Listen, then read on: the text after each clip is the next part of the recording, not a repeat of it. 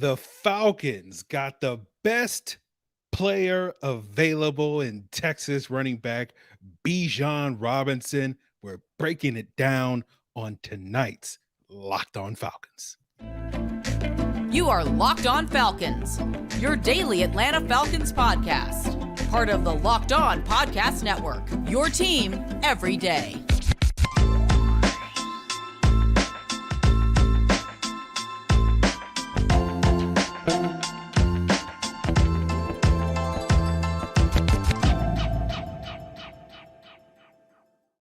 So, guys, you know me. I'm Aaron Freeman, a.k.a. the prophetic Moses, a.k.a. Mr. Drew, a.k.a. Sirius Black, and, of course, the very humble host of this illustrious Locked On Falcons podcast, your daily Atlanta Falcons podcast, part of Locked On Sports Atlanta, your team every day. So humble. And I humbly tell you guys that today's episode is brought to you by the Ultimate Football GM. If you've ever dreamed of becoming an NFL GM, this is the game for you. You can manage your franchise, and you can download the game by visiting ultimate-gm.com or look it up in the app stores. Our listeners get a 100% free boost to their franchise when they use the promo code Locked On in all caps in the game store. And guys, I want to thank every single one of my everydayers out there that have made this podcast their first listen every single day since that week during the bye week in December, where I had Charles McDonald of Yahoo Sports on the podcast, and we talked about the possibility of what Bijan Robinson could bring to this offense that week in early December. And now we are 4 months later, circling back to that very prophetic pick at that time and suggesting at that time. And so again, all my everydayers, make sure everyone else who's not an everydayer, subscribe or follow for free on YouTube or wherever you listen to podcasts. So guys, as we did in our preview just before the draft started, night one of the draft, we talked about the possibility of Bijan no matter what, right? That we'd gone through a process of several players that fit for the Falcons. And there was a late surge for Bijan Robinson this week with the final mocks from people like Daniel Jeremiah and Todd McShay and Lance Zierlein, who had the Falcons trading back and getting Bijan Robinson a little bit later. Dane Brugler, Trevor Sikkema, Tony Pauline, all the various insiders and big draft people had the Falcons taking the best player available. And that's exactly what we talked about. The case for the Falcons taking Bijan Robinson is because this team always preaches we take the best player available, and that was going to be put to the test because I put together 21 different draft boards of like top 100 players, and Bijan Robinson was the fourth highest rated player on that consensus board behind Will Anderson, Bryce Young, Jalen Carter, and there was a real possibility that we would be staring at a potential, and we'll talk about the Falcons passing on Jalen Carter a little bit later in the episode and why they may have done that. But there was a real possibility that Bijan Robinson would have been the highest rated player on their draft board at pick 8. And the question was, would the Falcons take the best player available? Would they go for a bigger need? Because we know that running back is not necessarily a pressing need for the Atlanta Falcons, given the success of their running game last year and Tyler Allgeier, right? You know, Tyler Allgeier set the rookie record for rushing yards. I don't know if that's going to last more than a year, but we'll see. But I was skeptical. Yeah, they talk a big game about best player available, but will they actually pull the trigger when it comes to that and take Bijan Robinson at 8? And when we got towards the draft with Tyree Wilson getting snatched up at 7, it became a real possibility. But you wondered, with Jalen Carter there, with Christian Gonzalez there, right? Peter Skoronski, another player that we talked about being in the mix there, would the Falcons pull the trigger on him? Falcons pull the trigger on Bijan. Carter goes a pick later with the Eagles moving up to get him at the 9 spot. You know, I think that's the best place for Jalen Carter, right? I'm sure many Falcon fans will disagree with that. They think, you know, staying in Georgia would have been the best place for him. But I think Philadelphia is a great landing spot for Jalen Carter. And, you know, much to the chagrin of Desmond Ridder and the rest of the NFC quarterbacks, you know, he'll probably blossom there in Philadelphia. We saw Christian Gonzalez fall all the way to 17 which was a surprise, right? We saw Emmanuel Forbes go ahead of Christian Gonzalez. So clearly the NFL did not love Christian Gonzalez as much as we thought they did, where we were talking about him earlier this offseason as the prototypical top 10 corner. So what is Bijan Robinson going to be here in Atlanta? Well, it's simple, guys. He's going to be Derrick Henry, right? And what's funny is you rewind the clock on this podcast a year, and my biggest criticism of the Arthur Smith regime was, he talked a big game going into 2021 about adapting his offense to the personnel he had in Atlanta. I think he failed at that, and that's what led to a lot of the criticism I had of Arthur Smith in year one. And now we're sitting here a year later, and he's bringing in Bijan Robinson to basically be Derrick Henry. And he's not adapting his offense at all to the personnel. He's building Titans slightly further south, right? And, it's funny because I asked you guys at the end of the season with Tyler Allgeier's breakout, I put a poll out on the Locked On Falcons YouTube channel to see, I asked, do you see Tyler Allgeier as that feature running back in the mode of a Derrick Henry, a Nick Chubb, a Michael Turner, that type of player? And 38% of you guys that responded in that poll said yes. 36% said not quite, but he's close. 11% of you said no, and 15% said maybe, but I need to see more from Tyler Allgeier.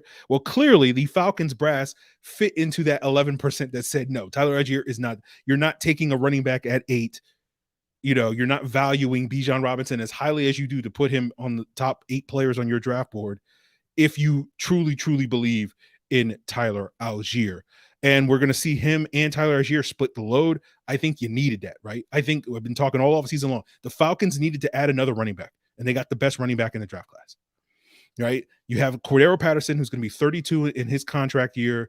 He has not been shown an ability to stay healthy for an entire season with a significant workload. You have Caleb Huntley, who played really well last year, but then got injured, had an Achilles tear, which, is a devastating injury for a running back. Caleb Huntley is the type of dude that has a toughness that he could be the exception and come back from that, but you don't know that.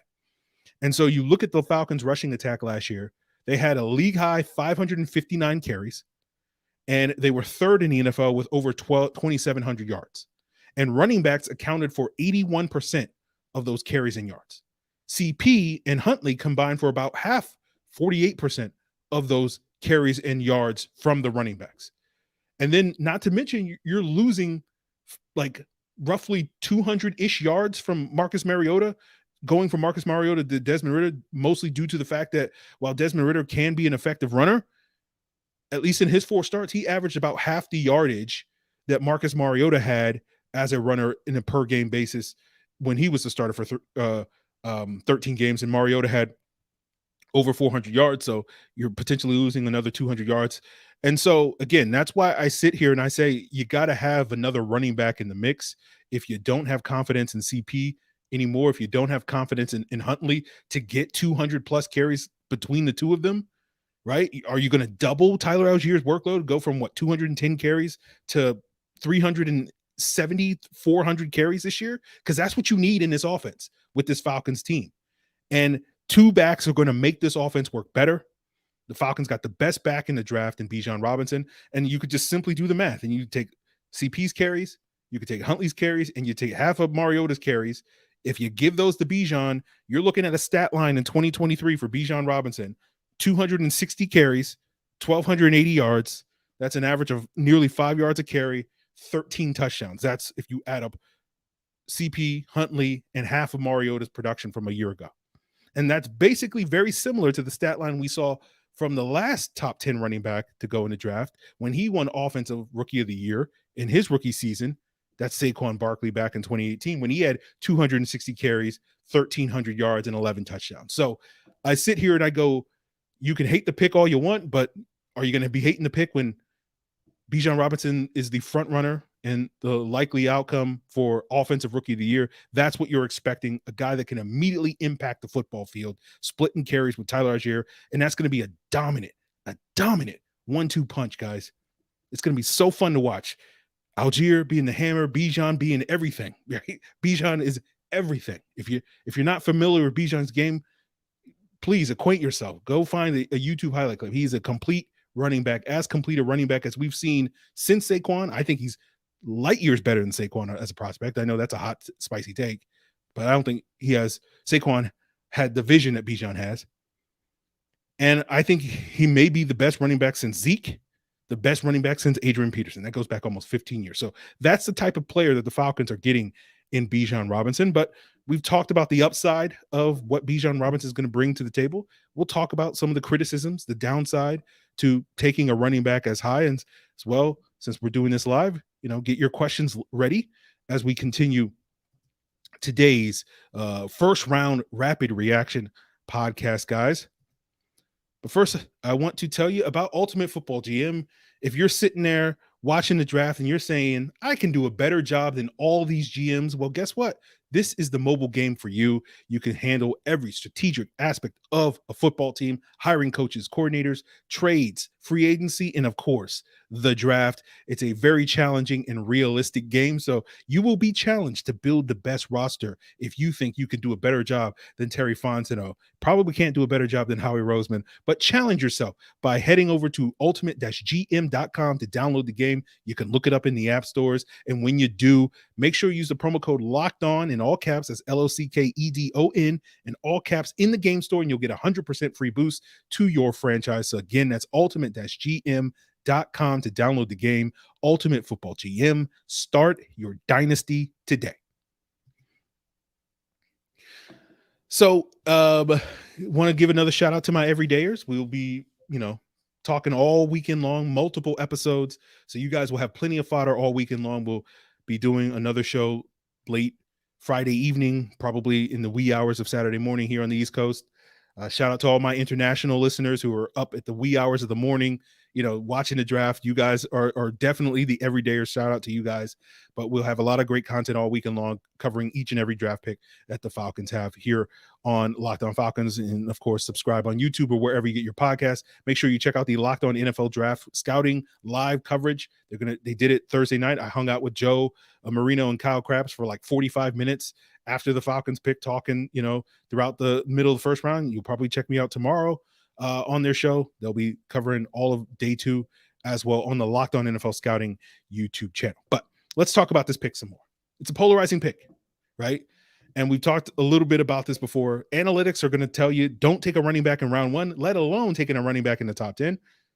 And, I feel like maybe the Falcons won't get as much heat for doing what they did because the Lions, a couple of picks later at 12, took Jahmyr Gibbs, the Alabama running back.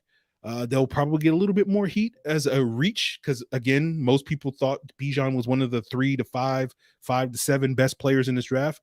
A lot of people thought highly of Gibbs. The consensus board I have put him around in the early 20s. So he was somewhere consistently in the, that 15, 20, 25 range. So if you thought of him as, a top 15 player, maybe 12 is not a reach that high, but certainly very few people were expecting Gibbs to go any earlier than, say, 30 to the Eagles in round 1. So that will get probably a good deal of criticism for, lack of positional value plus a reach.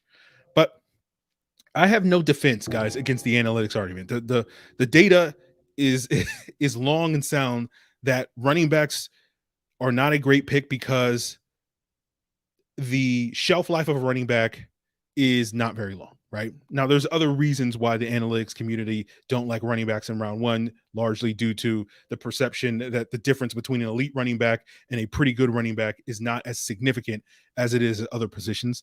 That won't be a topic we will explore too much today, but I'm sure we'll get into it over the course of the next couple of weeks when we talk about this draft selection. But the shelf life of a running back is basically like 5 to 7 years in today's NFL. And, the hope I think you have given that is, the next 3 years that Bijan Robinson and Tyler Allgeier are both under contract.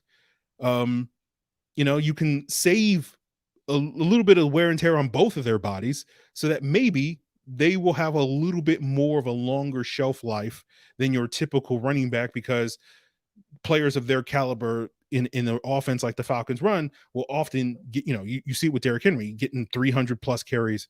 You saw it with Zeke Elliott, 300 plus carries, Saquon Barkley being sort of the sole breadwinner on the offense. And it's the idea of the Falcons. We got 2 guys that will get basically, 50% less the wear and tear. And so maybe that means they play 50% longer. So instead of 5 to 7 years, maybe it's 7 to 9 years. Who knows?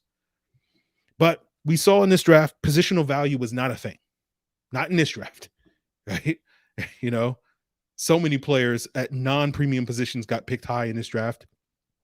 And we know that the Falcons don't really care about positional value. That was the origin of why I thought months ago that Bijan Robinson was a realistic option for the Falcons, because when they drafted tight end number 4 overall, the highest a tight end had been ever drafted before. We saw the Falcons this offseason invest significant resources in non-premium positions, in the spine of their offense and defense. Guard, Chris Lindstrom, highest paid guard in the league. Defensive tackle, David Onyemata, Calais Campbell, size on the interior of your D-line. Linebacker, Caden Ellis, Jesse Bates, safety, Jonnu Smith, tight end. These were the big acquisitions that the Falcons made this offseason. Clearly, these are not the positions that teams and NFL teams and analysts and all this stuff say are worth the big money. But the Falcons said, we don't care about that. We want to have a solid, foundation, middle of our defense, core, spine, whatever you want to call it. And, they're going to get criticism for that because it's not the traditional way. They're untraditional, non-traditional. And I think it's fair to criticize them, right? I'm skeptical of things, guys. There's no doubt about it, right? Even though I'm a fan of Bijan Robinson, the player, you do wonder, are we going to regret this decision 5 years from now? But I don't know. I'll worry about that in 5 years. Today, the overriding goal to me is you got to get good players. And there's no doubt that Bijan Robinson is a good player. We talked about this earlier this week. The case for Bijan Robinson, he fits what Arthur Smith wants, right? The marketability of having that star player, that Derrick Henry, that guy, that your quarterback is not the face of their franchise. Not here in Atlanta. It's Bijan Robinson. He's going to be the guy up on the billboards as you guys are stuck in traffic, trying to get to and from the stadium on Sundays, and you're going to see his face, his image plastered all over the city. Not Desmond Ridder, not Drake London, not Kyle Pitts. And that's, to me, exactly what Arthur Smith wants. That's the type of team he wants to build. Hard-nosed, tough, gritty. And the running back is the face of the franchise. This old school, baby. And of course, plenty of people are not going to dig that vibe, right? But I think it's going to get butts and seats. I do think it's going to get butts and seats. Maybe not to the same degree that Lamar Jackson would, but I just don't think Lamar Jackson and Arthur Smith were ever really going to vibe. Right. Lamar just loves to nap too much. And, Arthur Smith can't have on that. But shout out to the Ravens and Kevin Ostreicher, the host of Locked On Ravens. They got that extension done earlier today. So that story is a non-issue anymore. But Bijan in this running game is going to help this team win games immediately. And so while positional value may say, hey, this is a wrong move long term, it's a bad move long term. You're gonna be regretting this in 5 years when you have to pay Bijan Robinson or you have to pay Tyler Allgeier or whatever. Right? Long term, sure, you can raise your questions, but short term, it's a home run, baby. It goes back to what Locked On NFL draft host Keith Sanchez said a couple of weeks ago when he came on the podcast. What would be a home run pick for the Falcons? Bijan Robinson. Just drop him into this offense. This is a star in the making, guys. And I say, we can talk long term, short term, or whatever, but I don't have any beef with people that work in this industry that are, the NFL, not for long. They're not worried about how this pick is going to impact the Falcons in 2029. They're worried about how this pick is going to impact the Falcons in 2023, 2024, winning games now. And I can't blame them for that. Maybe their priorities are different from mine, right? I'm hoping, God willing, I'm still going to be here in 2029, but I don't know if Arthur Smith and Terry Fontenot can really afford to think that way. Not to say that they're on the hot seat or anything like that, but just like, the odds that them being still around in 2029 probably aren't high, as they wouldn't be high for pretty much any NFL head coach unless he's basically, got some hardware on his finger. So, I think the positional value argument, has legs, but, this entire draft basically was like, hey, or at least round one was like, who cares about positional value? We had 2 running backs in the top 15. We had a linebacker pick before the wide receiver, 4 interior defensive linemen, almost more interior D tackles than the edge rushers. We did get, Nolan Smith and Felix Anaduke-Uzoma sneaking in at the end of the round 1 in order to get more edge rushers there. We had a tight end taken in the first round. So clearly NFL teams were like, we don't care about positional value, and the Falcons were, sort of innovators in that, by taking Bijan Robinson at 8. That was basically carte blanche for the rest of the league to basically say, yep, we're good, especially Detroit. Shout out to the Lions. But we talked before about those coaching connections when it comes to these players. There is a coaching connection between Bijan Robinson and the Falcons. Stan Drayton, who was the Texas running back coach, coached Zeke Elliott at Ohio State prior to going to Texas, helped recruit Bijan. He's now the head coach at Temple. Stan Drayton served on the Chicago Bears staff from 2015 and 2016 during the time where Dave Ragone was the quarterback's coach. In fact, we've had several Chicago Bears running backs coach, which what Stan Drayton was in those years, on the Falcons staff. Charles London, obviously now with the Tennessee Titans, formerly the Falcons quarterback coach, and Michael Petrie, the current running backs coach, was also with the Bears a couple of years ago. So clearly that Chicago Bears connection. Dave Ragone probably gave Stan Drayton a call, give me the scoop on Bijan Robinson. Maybe Ryan Pace, former Bears GM, also had Stan's number in his phone, texting him, say, hey, give me that inside scoop on Bijan Robinson. So we always make note of those coaching connections because we know this regime loves, to, when it comes to makeup, you got to have the guys that know the guys, that know the kids, so to speak. And they, they talk to their coaching brethren when it comes to that. So we'll wrap up today's episode talking about the day 2 options for the Falcons, as well as could they have taken, or should they have taken Jalen Carter, or potentially traded back before taking Bijan Robinson. And we'll get into all of that, guys, as we continue today's Locked On Falcons. But you got to have your energy up, guys, because it's going to be a long weekend, and you want to make sure you get that energy and that protein. And of course, Built Bar, the protein bar that tastes just like a candy bar, is the best thing for that. Built Bars are covered in 100% real chocolate. They're low in sugar. They're low in calories. They taste great, and they have a whopping 17 grams of protein. They come in great flavors like peanut butter brownie, coconut almond, cookies and cream. And for years, I've told you, head on over to Built.com, use the promo code LOCKEDON15. You'll get 15% off your order for any of the great flavors, the limited time flavors. They got the peanut butter puff that just dropped over the weekend. Check that out on Built.com. But you can also head on over to Walmart or Sam's Club and also get your delicious Built bars. Get yourself a 13-bar box at Sam's Club. Go to the pharmacy section in Walmart and get a 4-bar box of cookies and cream or double chocolate. You will thank me later. So let's wrap up today's episode. And again, want to plug Joe Marino, Kyle Krabs, in the Locked On NFL Scouting live show. Night 1, they'll be covering it night 2, and they'll also give you the updates throughout day 3 on Saturday of the draft. So again, make sure you subscribe to the Locked On NFL Scouting YouTube channel, and you will get that live episode when all the coverage begins on Friday night. But let's get to the conversation surrounding Bijan Robinson. Again, a lot of people that, will question his pick, will be like, there were better options on the table, right? No one's going to deny Bijan Robinson's skill set. There will be a couple of Falcon fans that are out there that will be like, well, Gibbs was better. I'm like, sure, whatever. They gotta go through their feelings. Let them go through it. But the question is, could the Falcons have gotten Bijan Robinson later in the draft, or was the best player available, in fact, Jalen Carter? And my personal opinion, yes, Jalen Carter was a better player. He was the best player in the draft. Personally, I thought Bijan was the second best player, followed by Will Anderson Bryce Young. I'm sorry. Non-quarterbacks. I was focusing on non-quarterbacks. Non-quarterbacks, it was Jalen Carter 1, Bijan Robinson 2, Will Anderson 3.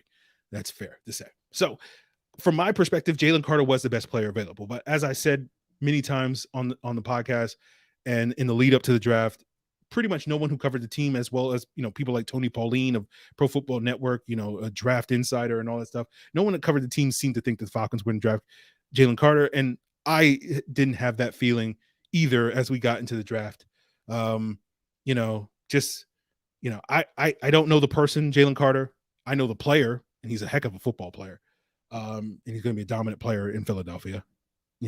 Good luck, Chris Lindstrom and whoever the Falcons have left guard. Good luck to that. But good luck to everybody else in the NFC and the AFC dealing with that. But, I think I know the player, not the person. I give the Falcons the benefit of the doubt because they certainly know more about the person than I do.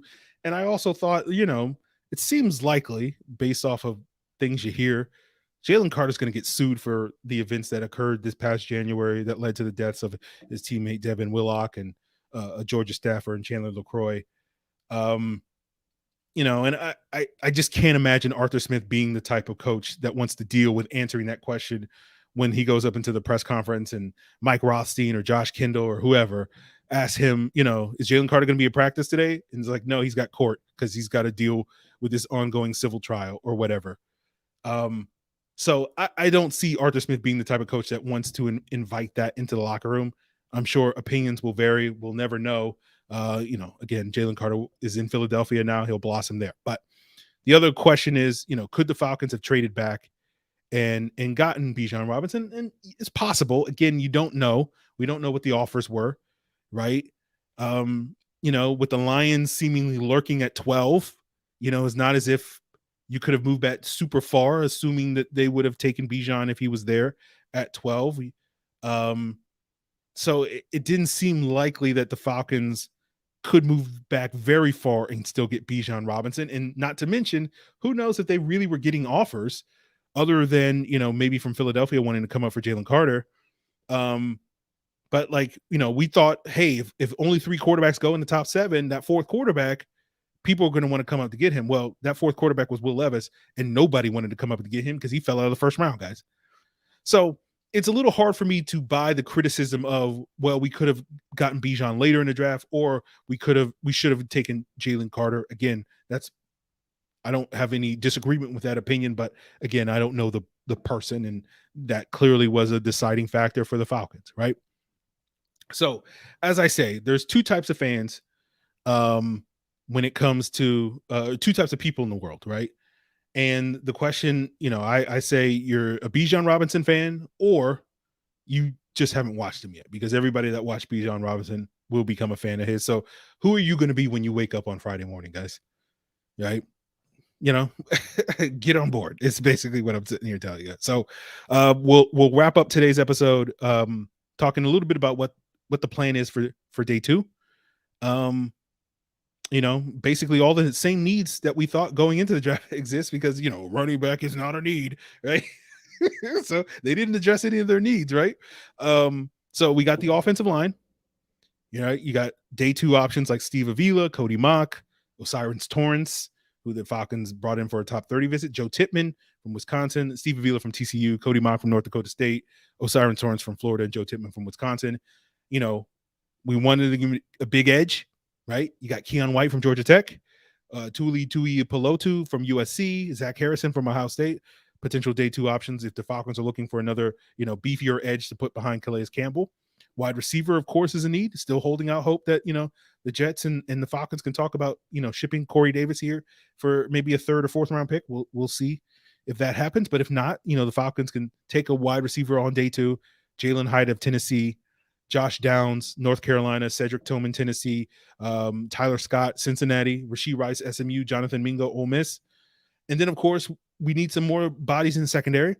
Joey Porter Jr., the Penn State wide corner, fell out of 1st round. That was a surprise to me. I didn't value him as a top 15, top 20 guy, but I would have figured someone would have pulled the trigger on him late in round 1. Cam Smith of South Carolina, Darius Rush of South Carolina, the 2 corners there, right? You got DJ Turner, the cornerback from Michigan. Michigan. Julius Brents from Kansas State, the cornerback there. You got a couple of safety nickel hybrids, Brian Branch out of Alabama, Jartavius Martin out of Illinois, Sidney Brown out of Illinois, safety there as well.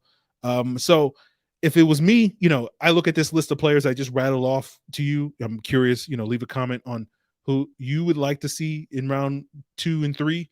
Some of these potential options, but of these names, the ones that jump out to me, Cody Mock, Brian Branch, 2 players that I have very high opinions on. So, if the Falcons come back with, Brian Branch in round 2 and Cody Mock in round 3, this is basically the greatest draft I've ever experienced for the Atlanta Falcons, at least as far as I'm concerned, because I am a big fan of, Bijan, Cody Mock, and Brian Branch. Like, I think Brian Branch is probably one of the 10 best non-quarterbacks in this draft class. So if they can land him at 44, that's beautiful. And Cody Mock, to me, is probably one of the 3 best offensive linemen in this draft class. And as far as a scheme fit for the Atlanta Falcons, it is perfect, baby. It is just chef's kiss, right? North Dakota State plays the exact same scheme, outside zone scheme that the Falcons do, and there aren't that many of those guys in this draft class that are well versed in the outside zone. So those would be my sort of preferred options. Sound off in the comments, where you guys would love to see that. Sorry I couldn't get to some of you guys in the chat.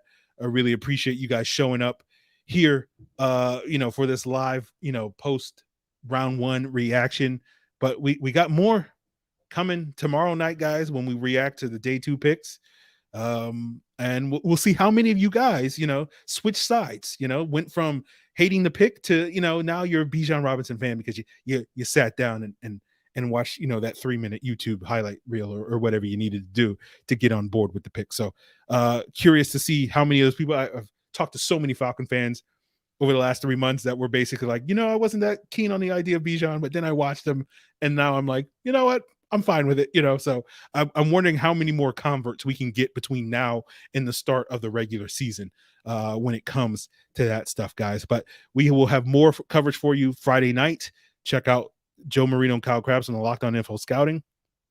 We'll have more for you on Saturday as well for day 3 of the NFL draft. Continue to make Locked On Falcons your first listen each and every day. Shout out to all my everydayers. Watch Locked On NFL Scouting live show, all part of Locked On Podcast Network, your team every day. Bijan.